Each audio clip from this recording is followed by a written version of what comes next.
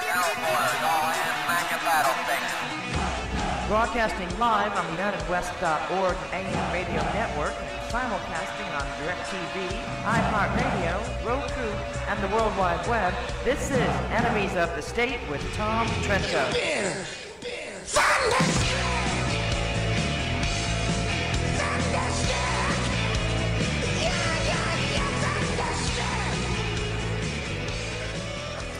Hello, hello. Once again, Tom Trento is not here. It's Monday, July 20th. My name is Damon Rosen. And no, Tom, that's not Damon. No, I'm back on this side of the glass. I got glasses on. I'm Damon. Where is Damon? He's back where he Back belongs. here. He's back where he belongs over here. He did not want to give up this seat. I had to drag him out of this seat. You liked this seat, didn't you? I did like that seat. Forget about it, okay? You had a little taste. That's about it. That's all you get. A little taste. A little taste of elite radio manship. Tom, I'm glad you're back. I'm really glad. Tom, I'm really glad you're back. I'm just saying, you know. Just saying. Well, it's good to be back. And before I forget, Wednesday, this coming Wednesday, ladies and gentlemen, no matter where you are in the United States of America, there's going to be a rally close to you regarding stopping Iran now.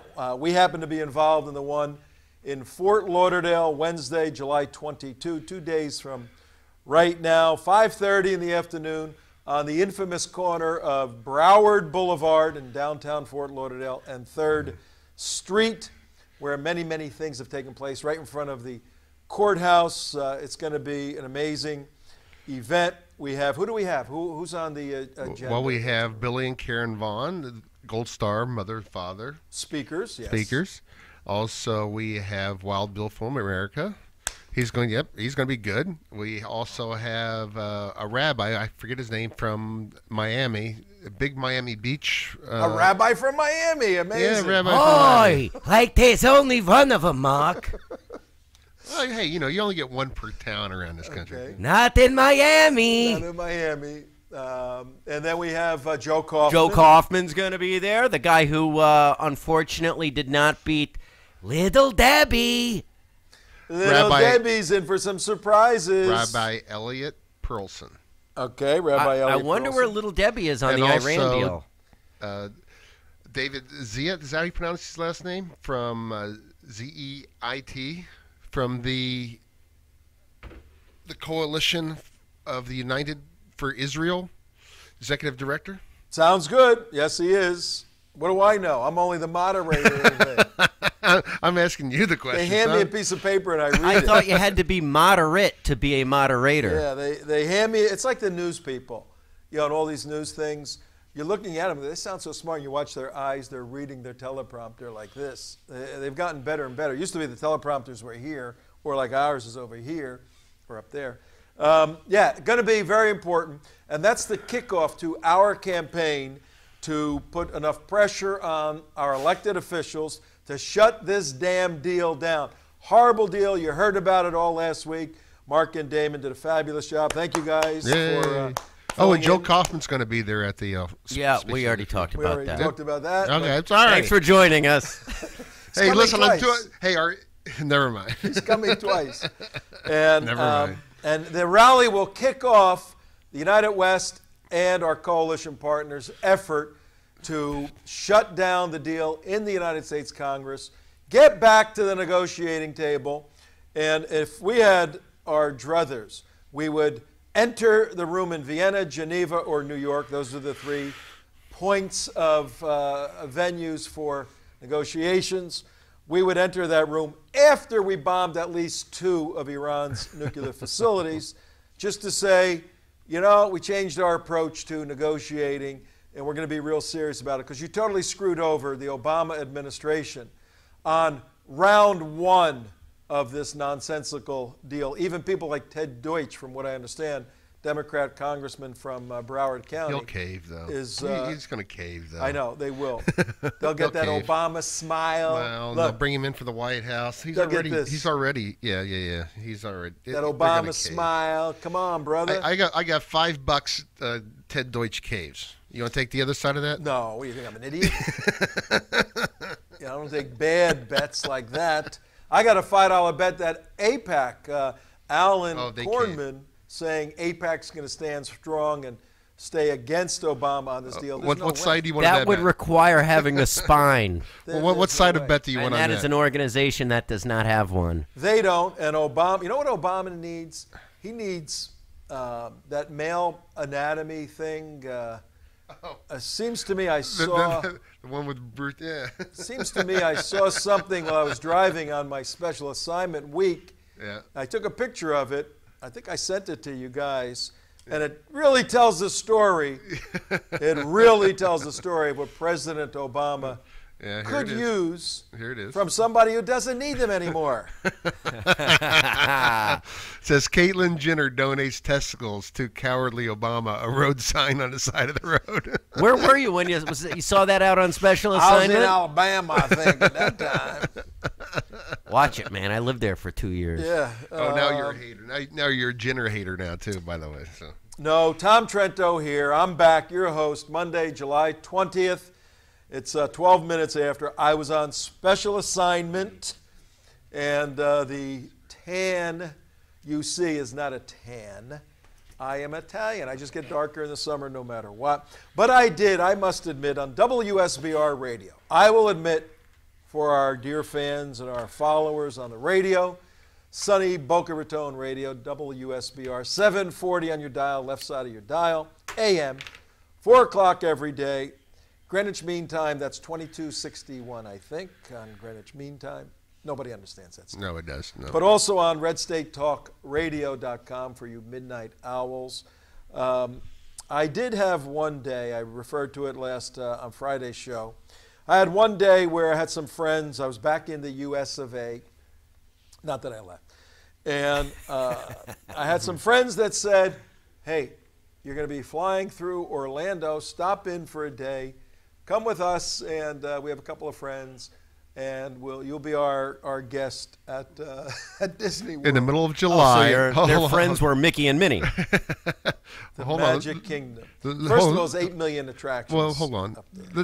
So you're going to the hottest time in Florida and the busiest time during when all little kiddies are out at school, the busiest time in the park in Walt Disney World. I'm sure you had a wonderful time. Okay, I'm stupid, all right? I was trying to be nice to my friends. They wanted to, host me and thank us for all we do. I said, okay. So I have 10, but I could probably put 20 reasons to never go to the Magic Kingdom in your life again. But what can I tell you? Hot as could be. If you are interested in walking 1,000,000 miles from one place to another through crowds of, there were so many Brazilians and Venezuelans in green and yellow shirts screaming and yelling. Dragging suitcases. The Disney people were actually telling them, stop chanting, because they're doing all this Spanish, The chanting. Disney people were asking them to stop chanting? The Disney people in their beautiful Disney caricature clothes were yelling with pads, what do you call those pads? Clipboards, saying, stop chanting. And there's 80 of them chanting as they're walking. Stop chanting. It's in your contract, the lady's going. It's in your contract. No chanting, no chanting. Is that in the book, Tom? I said, okay, you're going to really get the Venezuelans to stop chanting, okay? Yeah. And you finally get to, the haunted house or whatever thing you're going to. And apart from these little human beings that were like from 1 to 7, about 4 or 5 of them, grabbing my leg, and I get these kids out of here. I love kids, but not on a hot, sticky, and rained, and they're screaming, where's Mickey? They want to eat. They got goo all over their face. Their noses are running. Then you get to the ride, and it says here, Next ride, Right. 81-minute wait. I said, what are you kidding me? No, we'll do the fast pass or fast track or whatever. Yeah, 30 minutes. 2 minutes. Wait. Okay.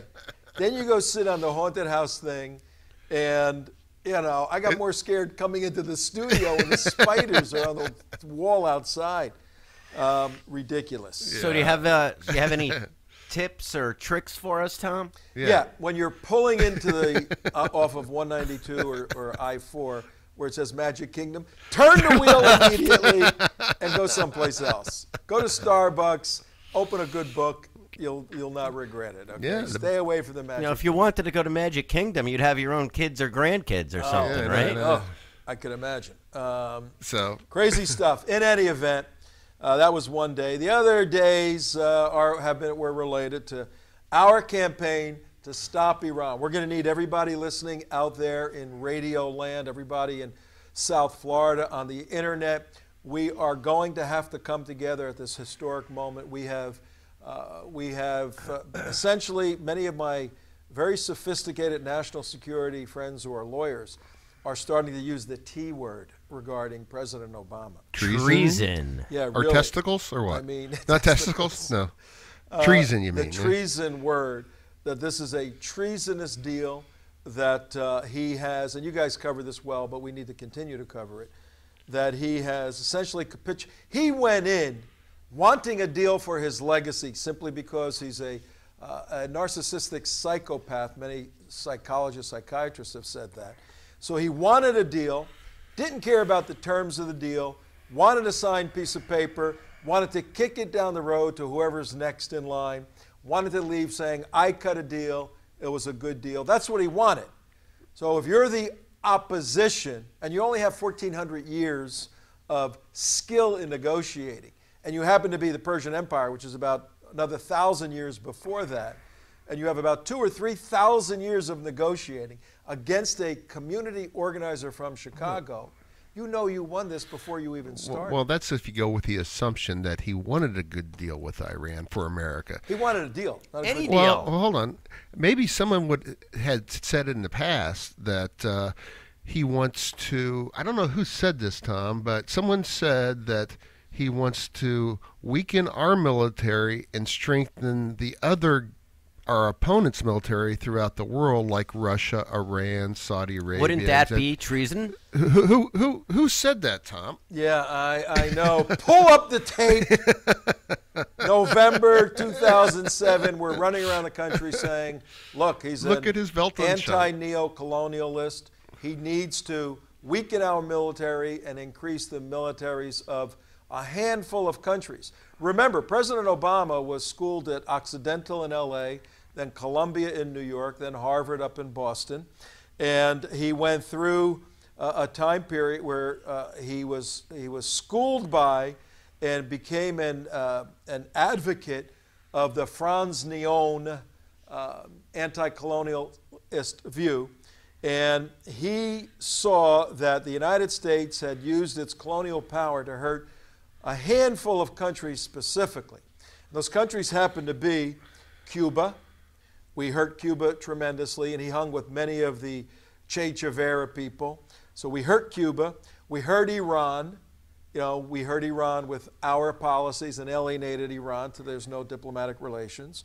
We hurt countries like Venezuela with our policies, and a couple of other countries thrown in there, South American and Middle Eastern countries.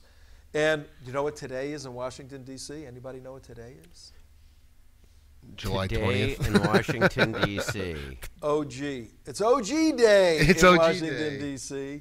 Check the OG monitor to Yeah, make sure right. everything's okay. Yep. Okay.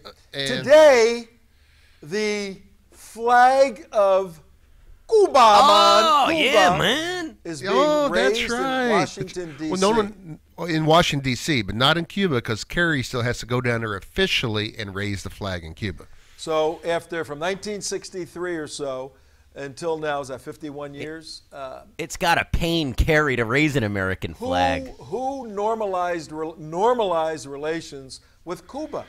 The guy who felt that we had hurt Cuba through all these years. So you know. this is what he's doing. And, yeah, it looks like when Kerry can stand in front of a camera and say, in response to, what about the 4 people who are being held hostage? What about them? By mainstream media reporters. When he says, no, we had a precise deal. Everything else was off the table. We only wanted the nuclear issue on the table. Unrelated. Everything else we'll deal with. Yeah, what about the prisoners held in Cuba? That was his response. That's a separate deal. And our heart is broken, and we're working on that, distinct and separate from the nuclear deal. Now, I have a question real quick. Okay, because I read the 159 pages over the weekend, and I found something you're not going to believe. Okay. I have a question. Remember the Cuban Missile Crisis and Kennedy wouldn't let the Russians? Is Obama going to let the Iranians put nukes in Cuba? Interesting. I read the 159-page agreement, read it over the weekend, all of it, and the body is about probably 40 or 50, 60 pages.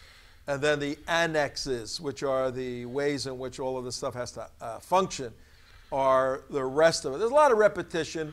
I would recommend every American read this, probably 5 hours of reading. But I found so much in there. But one point in particular, and I happen to have been watching the news with Kerry, and he said, we went into this totally focused on the nuclear issue, nothing else. Nothing else. Well, guess what I found in the 159-page decision? Maybe the United States of America had a singular focus on just getting agreements on the nuclear deal. That wasn't what the Iranians had. Embedded in, as part of the deal, is the fact that Iran can now export to other countries. You ready for this? Oil? Take a wild guess. Export what? Oil. Arms. Caviar. Caviar. Why caviar? Oh, 'cause Russian.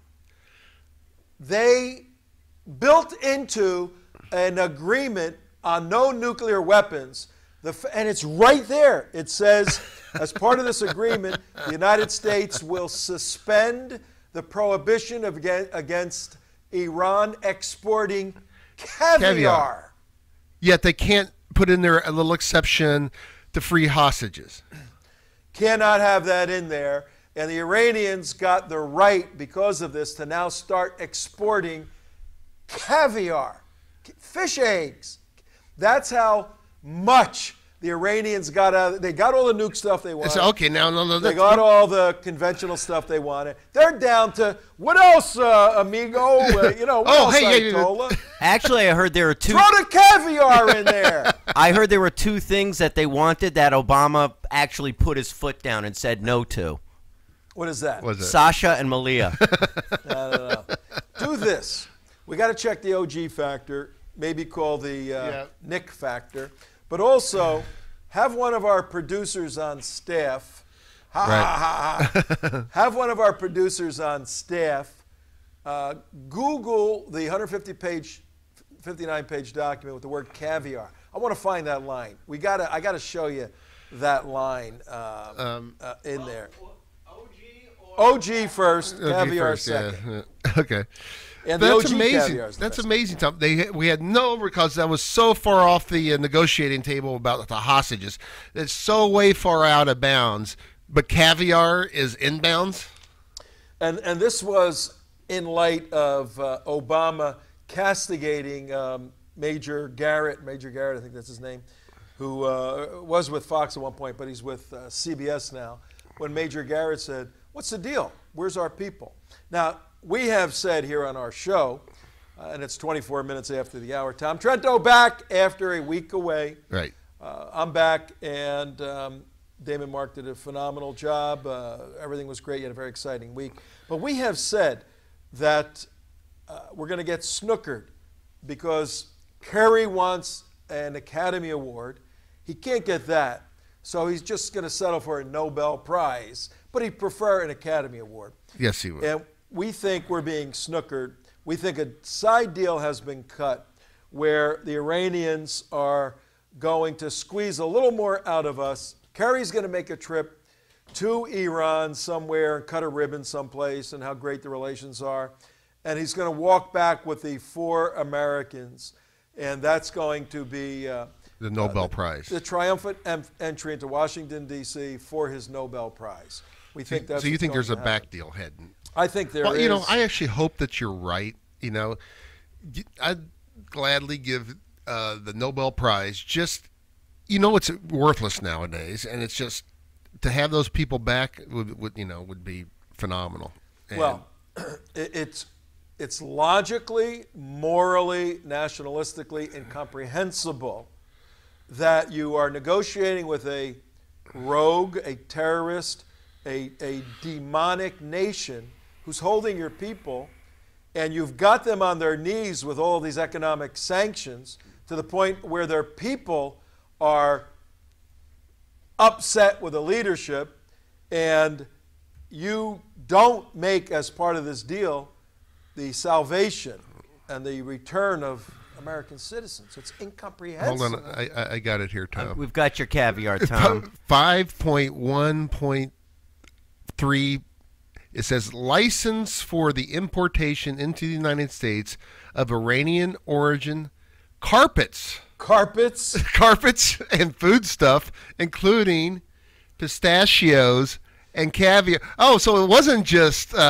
caviar. It was for carpets, foodstuffs. Gotta have your Persian rugs, man. Pistachios, and so you have enough time to put in a line of pistachios, caviar, and foodstuffs and Iranian carpets, but you don't have one line or sentence to free American hostages. These guys' names. I wonder if it was the wife of Jean Carré that demands the caviar.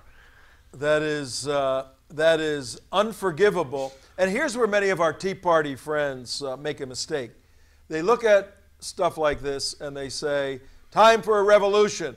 And they cite King George and the U.S. Revolution, 1776, when the abuses of the king and does all of this stuff. And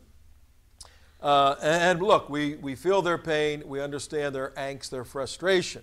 But the historic analogy doesn't fit. We were a colony under the control of a colonizer, King George, another country, and we were one of their colonies. And there was a pact, a political pact between the people, and King George abused that pact, and we had to revolt because there was no other means. There was no legislative, judicial, or administrative solution to getting away from the domination and control from this egregious dictator, King George. So we don't need a revolution now. The revolution is 476 days from today, on November 8th, 2016. We don't have another country controlling us. We're not a colony to anything.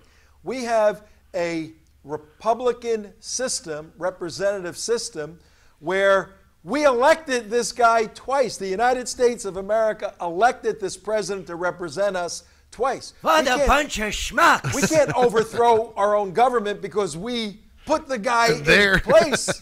How does that work? You're going to overthrow your own system when you put him in place? Well, that's what they do in France. We don't have a parliamentary system where we can dissolve it. We have every 4 years, you correct the abuses by voting the bad guy out. But guess what we did? Voted him back in. We voted him back in. So get your asses in gear, everybody, particularly you Christians. You know what? You know what I'm sick and tired of, Tom? And I'm hearing people say that, oh, the Democrats cheated. The Democrats put this guy in. The Democrats did this. And I'm really sick and tired of this. I'll grant you the fact that they cheated. I'll grant you the fact that. But I tell you what. The fact that no Republicans showed up, 1 million Republicans sat on their butts inside Florida and didn't vote. 3 million. I think it's 3 Probably million. 3 million Republicans, at least 1 million Christians, yeah. No, it's ridiculous. Your point is well taken, Mark. And look, we can grant in 2008 it was an anomaly. It was bizarre. You had a half-white guy, a half-black guy. You know, who is he? What is he all about? He's cool, he's hip, he's this, he's that. Yeah. Nice crease in his pants. You know, if you're Donald Trump, you could have even voted for him. Oh, that's right, he did. But go ahead. Yeah, cute little kids, the whole thing. All right, we didn't get duped, but dopey people got duped. Even smart people got duped and said, let's give the black guy a chance. They wanted a black guy to be president. I mean, that was it. Yeah. When, in fact, how could you be black if you're half white? Yeah, I know. How does that work? That's my whole argument. That's another conversation. But in 2012, You are racist. In 2012, when even though Mitt Romney was not the definitive great candidate, he was a conservative to some extent, certainly better than Obama. He certainly wouldn't have put us into this position right now. We know that. No. So we're reaping what we sowed. We can't revolt and overthrow our own government when our system was simply at our behest and calling. We put the guy in. So what does that mean? It means starting this Wednesday, though we started months ago, we've got to organize. We've got to organize Jewish people, conservatives, Christians, Zionists, people we know that are with us on national security issues, and we've got to put pressure on to kill this deal. It's going to be very difficult. And then we've got to mobilize over the next 476 days and get in Republican leadership that gets it. Now we got a problem within the Republican side because not all of these guys get it, and certainly not all have the testicular capability to stand against the enemies that we're going to face in 2016. Tom, we don't have any enemies. They're all our friends. They're all our friends.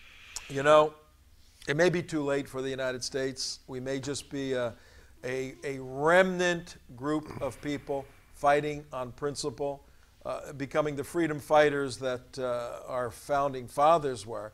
But we're not at that point. We're not at that point.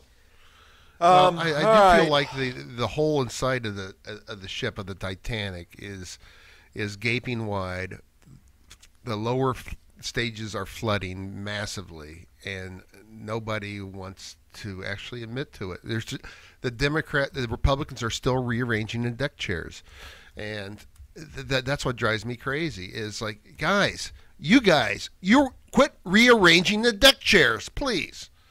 No, and this little tete-a-tete over the weekend with Donald Trump dissing Senator McCain. None of us like Senator McCain, but you can't take away from him the fact that he was shot down flying a combat mission. Right. Okay, so he was attacking bad guys, trying to kill them, and was shot down, unfortunately, and then imprisoned. And because of all the political connections, his father, an admiral, all of that, the propaganda arm of North Korea, of the NVA, wanted to let him out. He chose to stay with his men. I mean, these are admirable traits. And all of us had said after he came back and got into the Senate for 100 years, he lost his mind. But back then, those were heroic acts. So I tell you what, he's to make the hero. decision while you're, and I want to highlight this part, to make the, and trust me, I'm with you, Tom. I am not a fan of McCain whatsoever. No. But in this particular case, when he was as a POW, and he chose to stay there, and when they said you will release you, and he says, no, I want to stay with my comrade in arms here. I don't know if I could do that, Tom. I really don't. Yeah, and it wasn't a day. He wasn't sunning himself at the Hanoi Hilton. Yeah, he's being tortured. Getting beat up. His arms are all banged up from it right now. He carries the scars. I tried to advise Donald Trump over the weekend. I sent them a little tweet. I said, look, say it this way. Simply say, my anger for what McCain said about good Americans, calling them the crazies 2 weeks ago, clouded my judgment on his service 50 years ago. Right. I apologize for that. Now let's deal with the John McCain of today. That's what I advised him to do. As of Monday, 4:34 in the afternoon, he has not done that yet. Right. Well, here's the thing. It was stupid because, one, like you said, the guy was shot down on a combat mission. Why would you go back to maybe one of the very few good things the guy has done in his life when his record over the last decade qualifies him for dumbest man in America? Right.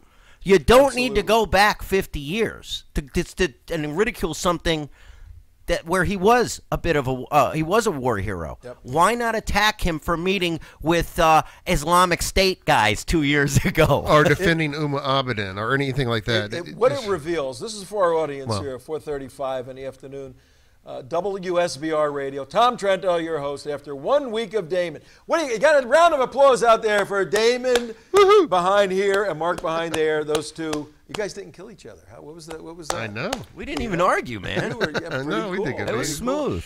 Did I see, was it a figment of my imagination? Did I have too much Magic Kingdom stuff, or did I see an animated animal walking around? It was not animated. That was a real animal. It was a real animal? In my studio here, a real animal? That's our lovely guard dog. Oh, I just lick you to death. Oh, I just want to bring up one last thing about Trump as far as what this thing with McCain showed to me, and I knew this already, but it just highlighted it for the world to see too, was that he's just a stream of consciousness blurting out whatever is on his mind right then, and irrational, just unable to make sound judgment decisions on the spot, and that's Donald Trump.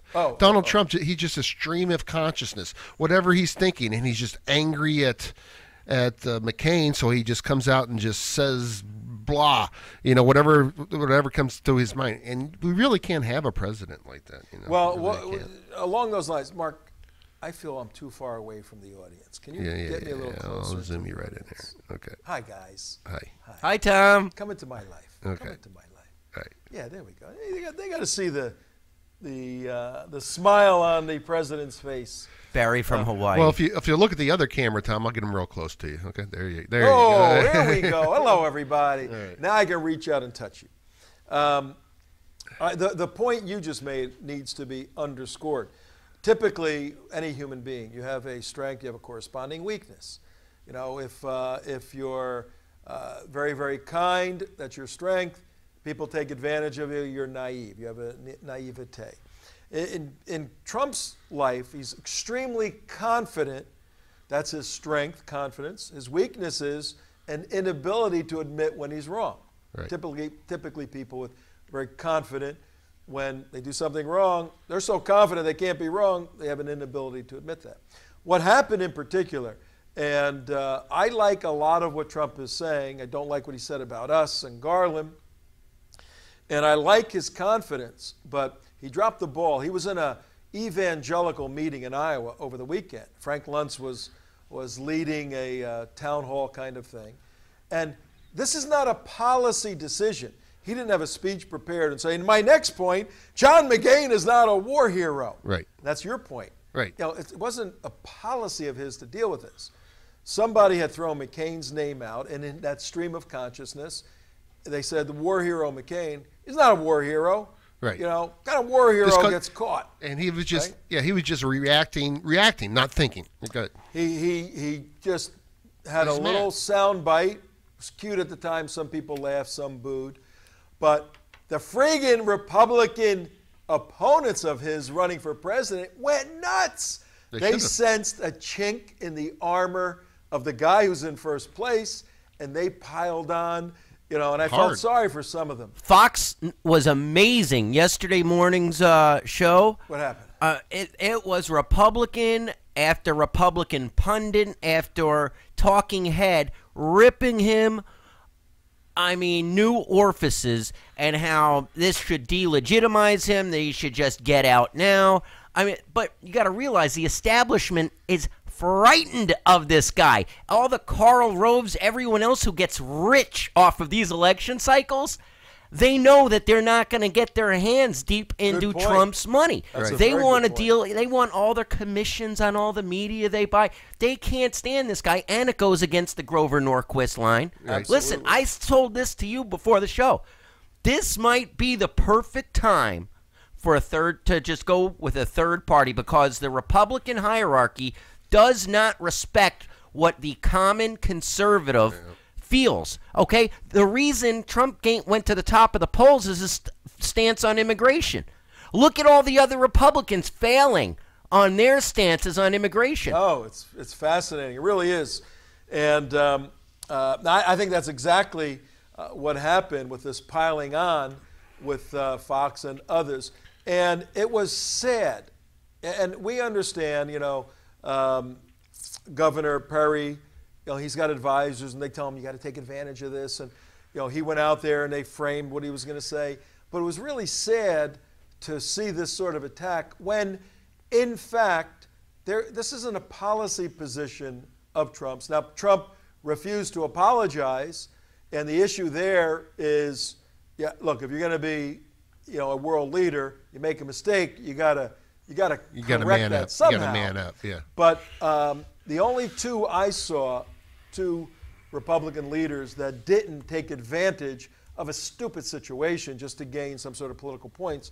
I think Cruz was somewhat silent, and Tom Cotton, the senator from Alabama, he was talking about the situation in Chattanooga, and then the commentator threw out, what about Donald Trump? He says, look, I've served all of that. I'm no fan of John McCain, but the guy did, in fact, serve his country. I would never have phrased it the way Trump did, and it would be very good for Donald Trump to apologize to him. He handled it. That guy should be the president, Cotton. Right. He's a sharp guy, on many, many levels. Well, there's a lot of them that have. But what is going to happen? Yeah, Let's the three of us speculate as to what is going to happen from here, because they're going after Trump. Is he going to apologize in any way, shape, or form? Is he going to hold solid? Will he drop in the polls? Will the Republican Party, which has now repudiated him supposedly, officially, what do you think is going to happen? Hey, how you doing, man? Take it off speaker. Take it off speaker. I got you from here, T. Tom, Mark is on the phone. Tom is choking. I am sitting in the control room at the wrong seat to work the TriCaster. Things are going great. I'm sitting here throwing a question to the control room. No response. I look up. Mark's talking on his cell phone. And I'm trying to get him to be quiet because the mics are on. I choked on my water here. Monday, back in the studio. Was that the internet guy? That was the internet guy. Good. We're having internet problems here at our studio. Not our fault. I think it's, who do we have? Comcast? I think it's Comcast. Yeah. So they contacted Mark, and we're all back together. And the water went down the wrong pipe at 43 minutes after. He almost drowned himself. I know, man. Hey, we didn't even start the show I yet. was going to say, it's 43 minutes after, and we haven't started the show. Yeah. We'll do that show tomorrow because it's just as good. I want to just catch up here. All right, so let's talk about Donald Trump for a moment because this is very, very timely. Well, and this is, and I'm going to give you the thing I want about to talk about the Empire State Building turning green on Yes on Eid. Oh, God. Anyway, Donald Trump is the master. I mean, he has not spent one dime on commercials. You know that? And that we're talking about him is another highlight. This is how he's getting all this free publicity. Everything's about Trump, Trump, Trump, Trump, Trump. Everything's about, Governor Walker, what do you think about Trump? I mean, even when they do talk to the other candidates, it's always about Trump. I mean, he is just being a master of, getting on top of that fence post and getting in the lead, and that's just what he does. Is it true that HuffPo, that great, what is that thing? It's an online newspaper, right, or whatever? Yeah. Arianna Huffington. Yeah. Yeah. She's actually doing really good, as far as financially, she's doing good. Whoever bought that from her is not doing so good. I was in her house, believe it or not. Really? Yeah. Her husband, Michael Huffington, years ago, he was a state legislator in California, and I was involved in California politics. And I think they're in Montecito. We had to go to a meeting at her house with Bruce. I forget Bruce's name, a conservative. She was a conservative. She was a hardcore conservative, she and her husband. I think her husband turned and started playing for the other team. He's gay? I think so. Check. I don't want to put that out over the air, But if I recall back, this is 20 years ago, check out Michael Huffington. Is Michael Huffington... Yes, following? we got it. Yeah. I don't want to put false things out there, but I believe there was some problem. They broke up, and then she went from a hardcore conservative to this left-wing wacko. And she's Greek, actually. Her background was Greek, I believe, Ariana Huffington.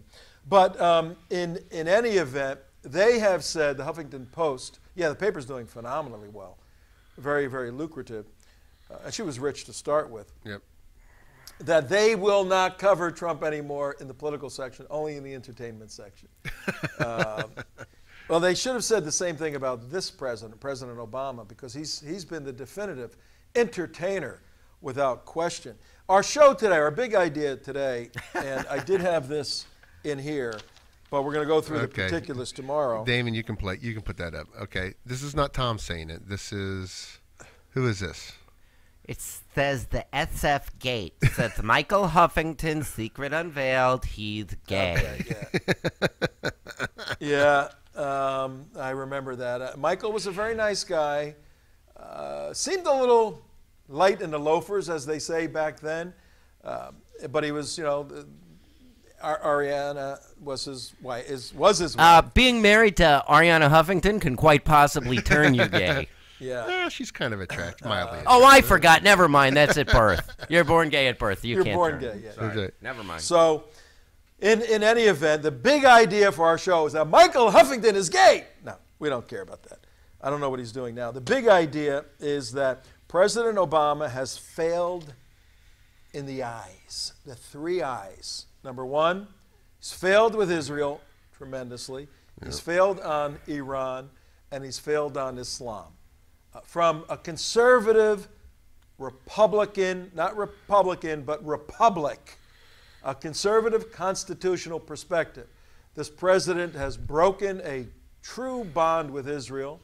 He has enabled an enemy, provided material support for a terrorist nation, tremendous material support, and led the way. Don't look at China or Russia or even the other European nations, this president, and he certainly failed when it comes to Islam. He's failed with his doctrine of fighting the Islamic State. And when the Islamic State implements its activities in Chattanooga, Tennessee, oh, wait, we don't know what the motive was for the Muslim guy who went out, bought guns, practiced at a range, went and picked 2 military locations, wrote a blog saying that it's time to fight the enemy, then tweeted a couple hours before, anyone who provides enmity, anger, to a friend of mine is an enemy of mine, and then goes and shoots up 2 U.S. military installations. We don't know what his motive was. Yeah, no. His family told us what the motive was. What was that? His family? What they said? Yeah. He was having some financial difficulties and he was depressed. Oh, you mean the family that was being investigated by the FBI for providing material support to terrorism? The Abdulaziz family? Yes. The one that attends another, Sunni mosque. That's it's craziness, Tom. It really is, and this administration, the blame has to go on President Obama. He has enabled. You remember in June of 2009, the apology tour. He went to Cairo, spoke at Cairo University, spoke there, and simply said, "Look, America has been bad, and I am here to help correct their problems." And many of the problems that were bad were the colonial approach of America to the Middle Eastern Islamic countries. He was going to correct that. And he played out for 5 years a relationship with the Sunnis, the majority side with the Saudis. Remember, he bowed to the Saudi prince. Right. Then he had an epiphany, probably through Malia and Sasha. Or Valerie. Told him that, Malia and Sasha told him that gay is okay. You're wrong. Constitutional lawyer, Professor Obama, who taught at the University of Chicago's law school, you've got it wrong on gay marriage, his kids told him. So he changed his mind. What kind of president teaches at the University of Chicago, understands the constitutional issues of marriage, particularly states' rights versus the federal He's not end, big on the Constitution, though, Tom. and then his kids, who were 10 and 12 at the time, tell him he's wrong and he changes his mind? What kind of guy is that? Well, and you think about that whole thing where he changes. He's got the OG factor, I think. You know, that you have a president taking advice from his daughters about gay marriage. I mean, it's not like... Screw the 4,000 years of history of what a marriage is. Sasha and Malia think that gay is cool. Yeah, they probably told him, look, the Sunnis aren't the right guys. You got to go with the Shia. Switch sides. And he switched sides about a year ago. Well, and now we're not only collaborating with Iran, fighting Sunnis in Iraq. Can I give a quick theory on Sure. that? Why? Because I've been actually doing a lot of thinking about this, why he switched sides. Because he did. It was a paradigm shift. He stopped supporting the Muslim Brotherhood and flipped to the Iranians. Right. I think, just like happened when he started calling it ISIL, the Syria president, Assad, made him mad about crossing his red line and using nuclear weapons. Something like that happened with the Muslim Brotherhood, where they made him mad.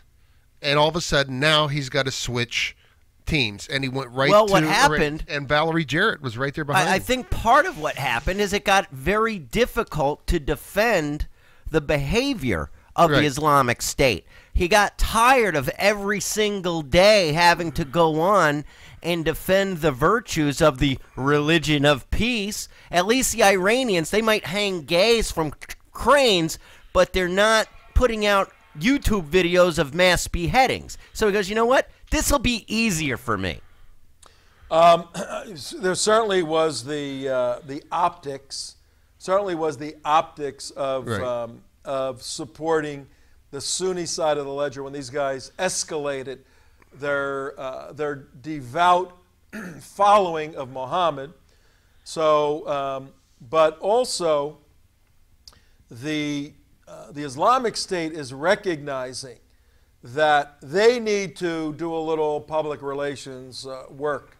And now they've put out some missives, some pressers talking about, and if you have these that are available for our audience to see at about 50 minutes after the hour, they put out some pressers saying, in fact, Abu Bakr al-Baghdadi, who is Caliph Ibrahim, the head of the Islamic State, he put out a press release recently telling his folks, we got to chill a little bit.